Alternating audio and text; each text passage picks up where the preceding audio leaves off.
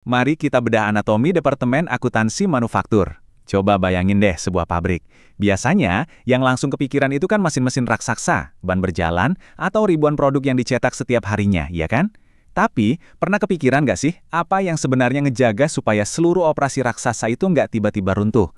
Jawabannya, itu ada di ruang mesin yang sesungguhnya, yaitu Departemen Akuntansi. Ini tuh ibarat ruangan yang sangat presisi, mekanis, dan pastinya penuh perhitungan mutlak. Nah, di pembahasan kita kali ini, kita bakal bongkar tuntas gimana sih departemen ini beroperasi dari dalam. Untuk agenda kita, ada 4 poin utama yang bakal kita obrolin nih. Pertama, kita bakal ngelurusin apa sih bedanya akuntansi manufaktur sama keuangan umum. Terus kedua, kita mau ngintip roda gigi hariannya, alias tugas utama sang akuntan. Ketiga, kita bahas soal gimana mereka jadi mekanisme pertahanan pabrik lewat strategi dan anggaran. Dan terakhir, kita tutup dengan kualifikasi dan keahlian spesifik apa aja yang wajib banget dimiliki sama para operator di balik kemudi ini. Oke, kita masuk ke bagian pertama, akuntansi versus keuangan umum. Jadi gini, ada satu miskonsepsi yang sering banget kejadian di dunia bisnis. Banyak orang yang nyamain departemen akuntansi sama departemen keuangan. Padahal ya, kalau kita mau benar-benar paham anatomi manufaktur, kita harus misahin kedua hal ini dengan sangat jelas. Kenapa harus dipisah? Karena kontrasnya tajam banget. Departemen keuangan atau finance itu fokusnya sangat luas dan strategis. Mereka tuh ngelihatnya keluar, mikirin soal pendanaan, investasi, dan gimana bisnis ini bisa hidup dalam jangka panjang. Tapi kalau akuntansi manufaktur, wah, mereka ini ibarat pasukan yang ada tepat di garis depan, di dalam parit pertempuran. Fokus mereka itu 100% di urusan transaksional harian. Mereka yang nanganin proses job order costing yang super detail dan ngawasin pergerakan inventaris secara real time. Pokoknya, mereka harus mastiin setiap gram material, dari barang mentah sampai jadi barang jadi, itu kecatat dengan sempurna. Nggak boleh ada yang kelewat satupun. Nah, Anda mungkin nanya, emang ujung-ujungnya buat apa sih repot-repot begitu? Poin krusialnya itu bermuara pada satu metrik yang namanya HPP, atau harga pokok penjualan. Mencapai angka HPP yang sangat presisi itu adalah tujuan akhir mutlak dari semua hal yang mereka kerjain tiap hari. Angka HPP inilah yang secara definitif nentuin apakah pabrik itu beneran nyetak untung atau diam-diam malah ngebakar uang perusahaan. Kritis banget kan? Lanjut ke bagian kedua, tugas utama sang akuntan. Di sini kita bakal ngamatin gimana sih ritme harian mereka, yang ibarat ban berjalan buat data finansial yang nggak pernah berhenti. Kalau kita turun ke lantai pabrik, suasananya kan kelihatannya kayak kekacauan yang bising banget ya. Tapi, sang akuntan ini punya tugas buat mecah kekacauan biaya produksi tadi jadi 3 kategori yang sangat spesifik dan terukur. Pertama, bahan baku langsung, yaitu material fisiknya. Kedua, tenaga kerja langsung, alias keringat dan waktu para pekerja di sana. Dan ketiga, overhead pabrik, kayak biaya listrik, mesin, atau sewa yang nopang produksi. Bayangin aja, kalau satu elemen ini aja kelewat atau salah hitung, wah, seluruh struktur harga pokok perusahaan bisa langsung runtuh. Terus, gimana cara mereka memproses itu semua? Siklus akuntansi ini tuh mirip banget sama irama mesin industri yang berdetak konstan. Dimulai dari langkah paling awal, yaitu identifikasi transaksi langsung di lantai pabrik. Terus, setiap kejadian itu dicatat rapi ke dalam jurnal secara kronologis. Habis itu diposting ke buku besar sampai akhirnya ditarik jadi sebuah neraca saldo. Jadi, data yang tadinya mentah, acak-acakan, dan tersebar di mana-mana, disaring jadi satu catatan finansial yang terstruktur dan ada maknanya. Tapi ingat, sejalan sama aliran angka-angka tadi, ada aliran fisik barang yang juga terus bergerak. Perjalanan inventaris ini mulai dari bahan baku atau raw material, diproses jadi work in progress di tengah jalan, sampai akhirnya dikemas jadi barang jadi atau finished goods. Akuntan ngelola ini biasanya pakai metode FIFO ya, first in, first out. Dan tahu nggak bagian paling beratnya apa? Mereka harus terus-terusan ngelakuin rekonsiliasi. Jadi mereka benar-benar harus mastiin kalau stok fisik di gudang itu jumlahnya klop sama persis sama stok yang ada di sistem pembukuan. Nggak bisa cuma ngira-ngira.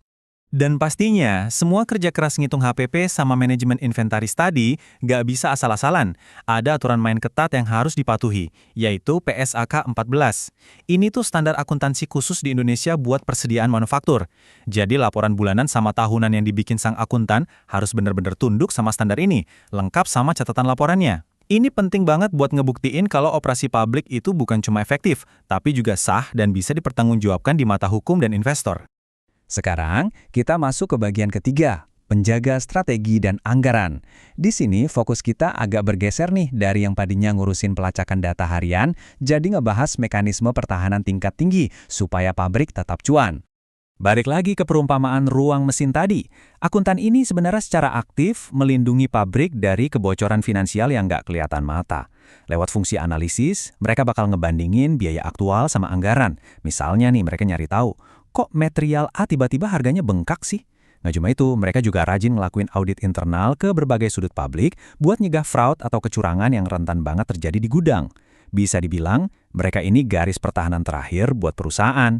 Tapi perlu dicatat ya, akuntan itu nggak kerja sendirian di dalam gua. Koordinasi lintas departemen itu mutlak diperluin. Contohnya, mereka harus tektokan sama tim purchasing buat ngeverifikasi keaslian invoice dari supplier sebelum uangnya dicairin. Di waktu yang sama, mereka juga kerja bareng tim DPIC alias perencanaan produksi buat mastiin alokasi material di lantai pabrik itu pas. Kalau sampai koordinasinya mandek, wah miskomunikasi kecil aja bisa bikin efek domino yang ngelumpuhin seluruh rantai produksi. Oh iya, tanggung jawab mereka juga meluas sampai ke ranah pajak yang lumayan spesifik. Misalnya ngurusin pembebasan PPN DTP untuk ekspor. Ini penting banget loh, supaya produk pabrik harganya bisa tetap kompetitif di pasar global. Terus ada juga urusan administrasi PPh 23 buat berbagai jasa yang dipakai pabrik. Dengan keahlian ini, mereka itu ibarat perisai hukum, ngejagain perusahaan dari sanksi pajak yang bisa berdampak fatal. Sampailah kita di bagian keempat, kualifikasi dan keahlian wajib.